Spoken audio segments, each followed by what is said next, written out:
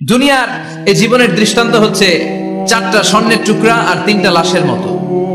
স্বর্ণের টুকরা চারটা, চিৎকার করে বলেন তো কয়টা? লাশ তিনটা, জোরে বলেন কয়টা? অনেক অনেক আগের যুগের তিনজন যুবক জীবিকার তাগিদে তারা বের হয়েছে কর্মসংস্থান করে খাবে। প্রতিমধ্যে তারা গুপ্তধন পেয়েছে, স্বর্ণের বার পেয়েছে, তো বড় বড় চারটা পেয়ে তারা মহা খুশি। আমাদের আর কাজ করা লাগবে না, এগুলো বেচে আজীবন খাবো, সুখে থাকবো।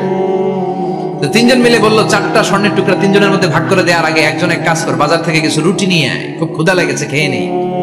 একজনরে রুটি আনতে পাঠিয়ে দুইজন মিলে ভাবে ওইটারে যদি মেরে ফেলতে পারি তাহলে তো তোর আর আমার মধ্যে কোনো ঝামেলা নাই। স্বর্ণের টুকরা কয়টা? তুই নিবি দুইটা, আমি নেব দুইটা। আর যেটারে রুটি আনতে পাঠাইছে ওইটা মনে মনে ভাবতেছে রুটির মধ্যে বিষ মিশাই নিয়ে যাবে। কি মিশাবো? বিষ খাইয়া ওইটা শেষ, সবগুলো আমার। বিষ মিশাই নিয়ে আসছে আর আগের পরিকল্পনা অনুযায়ী এই দুইজন মিলে তাকে নৃশংসভাবে হত্যা করেছে। হত্যার পরে কয় প্রচন্ড ক্ষুধা লাগছিল, আগে খাইয়া লই। দুইজন মিলে বাজার থেকে আনা বিষ মাখানো রুটি খেয়ে ওই দুইটাও শেষ। স্বর্ণের জায়গায় স্বর্ণ পড়ে আছে, স্বর্ণগুলো নেয়ার মতো মানুষ আর নাই, ঠিক কিনা? এজন্য মানুষের এই চাহিদা কমবে না। বিষ্ণু বলেন লাউ আন্না লিকুল্লি ইবনে আদম ওয়াদিয়ান মিন যাহাব আহাব্বা আই ইয়াকুনা ইলাইহি ওয়াদিয়ান। আল্লাহ প্রত্যেককে, আমাদের প্রত্যেককে যদি একটা করে স্বর্ণের পাহাড়ের মালিক বানিয়ে দেয়। কয়টা করে পাহাড় দেখছেন কোনোদিন? কই দেখছেন? চিটাং গেছিলেন? এই চট্টগ্রামে গেলে দেখা যায় কি পাহাড়। এই একটা পাহাড় স্বর্ণের, এক একটা স্বর্ণের পাহাড়ের মালিক যদি আমাদের এক একজনকে বানায় দেওয়া হয়, এরপর আমরা চাবো আরেকটা স্বর্ণের পাহাড়ের মালিক কেমন করে হওয়া যায়।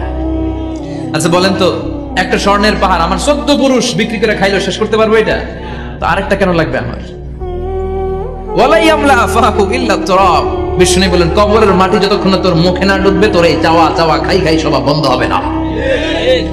এজন্য আল্লাহ বললেন আলহাকুমুত তাকাসুরু হাত্তা যুরতুমুল মাকাবির। দুনিয়া তোমাদেরকে গাফেল বানিয়ে দিয়েছে, গাফলতি কমবে না যতদিন না কবরে ঢুকো। কবরে ঢুকা লাগবে, কবরে ঢুকা লাগবে না? কবরে আমাদেরকে যেতেই হবে, যেখানেই থাকেন। কবরের প্রশ্ন আছে না নাই? অনেকে বলে হুজুর বিমান হামলায় মারা গিয়েছে, বিমান জ্বলে পুড়ে ছাই হয়ে গিয়েছে, তার কবর কোথায়? তার আত্মাটা যেখানে আছে ওই জায়গায় প্রশ্ন আছে না নাই? অনেকে বলে হুজুর সাগরের মধ্যে পড়ে মারা গিয়েছে, তিমি মাছ খেয়ে ফেলেছে, তার কোনো অস্তিত্ব নাই, কিন্তু তার রুহটা আছে না নাই?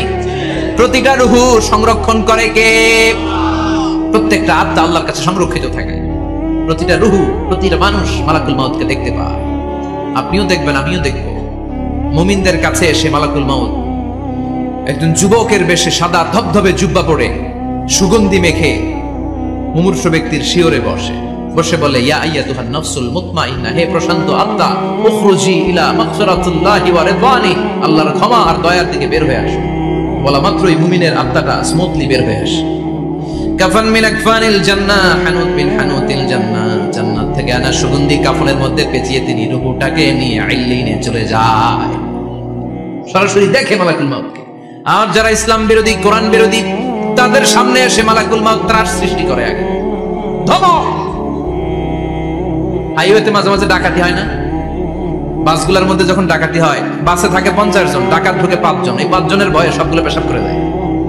কারণ ত্রাস সৃষ্টি করে। এসেই চাইনিজ কুড়াল দিয়ে আগে কুবায় দেয় 4-5 জনের। রক্ত দেখে কি দেওয়ার সব আগে রেডি করে রাখে। মালাকুল মাউত এসে কাফের নাস্তিক মুশরিকদের সামনে সেরকম একটা ত্রাস সৃষ্টি করে, ভয়ে লোকটা কাঁপতে থাকে। ওর কাছে ভদ্র ভাষায় কথা বলে না, সুন্দর জামা পরে আসে না, কালো কুচকুচে চেহারা, ভয়ঙ্কর একটা রূপ নিয়ে, আকৃতি নিয়ে ইসলাম বিরোধীদের মাথার সামনে আসে, দুর্গন্ধযুক্ত চেহারার দেহ নিয়ে ধমক দিয়ে বলে ও পাপাত্তা, ইয়া আইয়াতুহান নাফসুল খাবিসা উখরুজি ইলা গাদাবিল্লাহ, এ পাপাত্তা, আল্লাহর রাগ, ক্রোধ আর গজবের দিকে বের হয়ে আয়। মুমিনের আত্মা বলার সাথে সাথে যেমনি মুমিনের দেহ থেকে বের হয়ে জান্নাতি কাফনের ভেতরে ঢুকে, কাফেরদের আত্মাও কি এরকম তাড়াতাড়ি বেরোতে চায় নাকি? কাফেরদের আত্মা বেরোতে চায় না। ডানে দৌড়, বায়ে দৌড়, সামনে দৌড়, পেছনে দৌড়, আহা দৌড়াদৌড়ি করে। মালাকুল মাউত এটাকে টেনে হিচড়ে, একটা জীবিত ছাগলকে জবাই না করে তার চামড়া উল্টা দিকে টেনে হিচড়ে বের করলে ছাগলটা যত কষ্ট পায়, এর চেয়ে কমসে কম 70 গুণ বেশি কষ্ট দিয়ে কাফের মুশরিক আর গাদ্দারদের রূহ কবজ করা হয়। আল্লাহ এই পরিস্থিতি থেকে তুমি আমাদের বাঁচাও। মুমিনদের রূহ যেমনি কবজ হয় ওইভাবে রূহ কবজের ব্যবস্থা করে দিও। ইমানের মৃত্যু নসিব করে দিও, শাহিদি মৃত্যু নসিব করে দিও। আমাকে শহীদ করে সেই মিছিলে শামিল করে নিও, যে মিছিলের নেতা মীর হামজা খোবায়েবে খাব্বাব। আল্লাহর কাছে ছিল অতি প্রিয়, শামিল করে নিও। আমাকে শহীদ করে সেই মিছিলে শামিল করে নিও। পড়েন আমিন। আরো জোরে পড়েন আমিন। তার মানে বিমান দুর্ঘটনায় হোক, কিংবা লঞ্চ ডুবিতে হোক, কিংবা আগুনে পড়ে হোক, কিংবা আত্মঘাতী হামলায় হোক, যে যেখানেই মারা যায়, কবরের তিনটা প্রশ্ন তার জন্য আছে না নাই? ইসলাম বিরোধীদের জন্য প্রশ্ন তিনটা, আপনারা যারা মুমিন তাদের জন্য চারটা, আপনাদের জন্য একটা বেশি। আলহামদুলিল্লাহ। কোন কবরে এসে প্রথম প্রশ্ন করবে মুনকার নাকির যখন চলে আসবে, 40 কদম যখন আত্মীয় স্বজনরা লাশটাকে কবরের মধ্যে দিয়ে 40 কদম চলে যায়, তখনই ফেরেশতা চলে আসে। শেষ, সব শেষ। এসেই পরীক্ষা শুরু। মার রব্বুক, তোর রবের নাম কি? চিল্লায় বলেন আমাদের রবের নাম কি? আমরা বলবো রব্বি আল্লাহ, আল্লাহ আমারে রব। দমে দমে তনু মনে তারি অনুভব। পড়েন আল্লাহ আমারে রব। তোমার দুনিয়াতে আমি যেদিকে তাকাই, অথই নেয়ামতে ডুবে আছি সবাই। পাখপাখালির গানে শুনি তাসবিহ কল রব, তাসবিহ কল রব। আল্লাহ আমারে রব। প্রথম প্রশ্ন তোমার রব কে? আমরা বলবো আমাদের রব আল্লাহ। দ্বিতীয় প্রশ্ন ওমা দীনু, তোমার ধর্মের নাম কি? আমরা কি বলবো? তৃতীয় প্রশ্ন বিশ্বনবীর চেহারা দেখিয়ে বলা হবে আতারিফু হাদার রাজুল, এই লোকটারে চিনো নাকি? আমরা বলবো চিনি, আমাদের প্রাণের নবী, ঠিক কি না?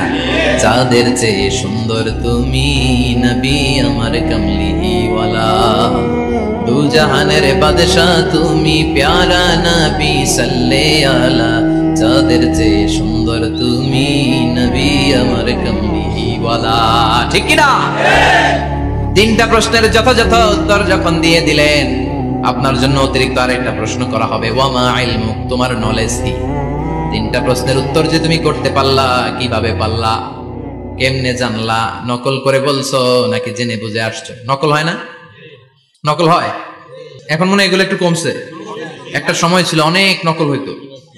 পাঞ্জাবের ভিতরে নকল, পকেটে নকল, টুপির ভিতরে নকল, মৌজার ভিতরেও নকল। এমনকি মেয়েরাও নকল করে পরীক্ষার হলে আসে না নাই? স্কেলের মধ্যে লিখে নিয়ে যায়, হাতের মধ্যে লিখে নিয়ে যায়, ওড়নায় লিখে নিয়ে যায়, কাপড়ে লিখে নিয়ে যায়, আসে না নাই? ফেরেশতারা বলবে নকল করছো নাকি? কেমনে জানলা? তিনটা প্রশ্নের উত্তর তুমি কেমনে বললা? আল্লাহ তোমার রব, ইসলাম তোমার ধর্ম, এই লোকটা বিশ্বনবী, কেমনে চিনলা?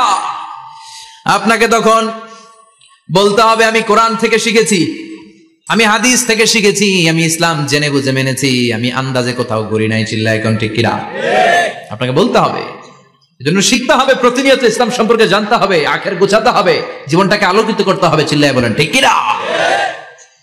চারটা প্রশ্নই যখন হয়ে গেল, ফেরেশতারা বলবে আহলান ওয়া সাহলান ওয়া মারহাবান বিক, খোশামদেদ, কংগ্রেচুলেশন, খোশামদেদ, কংগ্রেচুলেশন। সব প্রশ্নের উত্তর তুমি পেরেছো। ফায়ুফসাহু লাহু কবরুহু 70 যিরান, আপনার কবরটারে 70 হাত লম্বা করে দেয়া হবে। ওয়া ইফতাহু লাহু বাবুন ইলাল জান্নাহ, আপনার কবর থেকে জান্নাতের দিকে দরজা খুলে দেয়া হবে। ওয়া ইউলবাসু মিন লিবাসি আহলিল জান্নাহ, জান্নাতের দুইটা রেশমি কাপড়ের পোশাক এনে আপনারে পরিয়ে দেয়া হবে। আর বলা হবে নাম কানাউ মিলা আরুস, ঘুমাও, sleep, you should get some sleep now.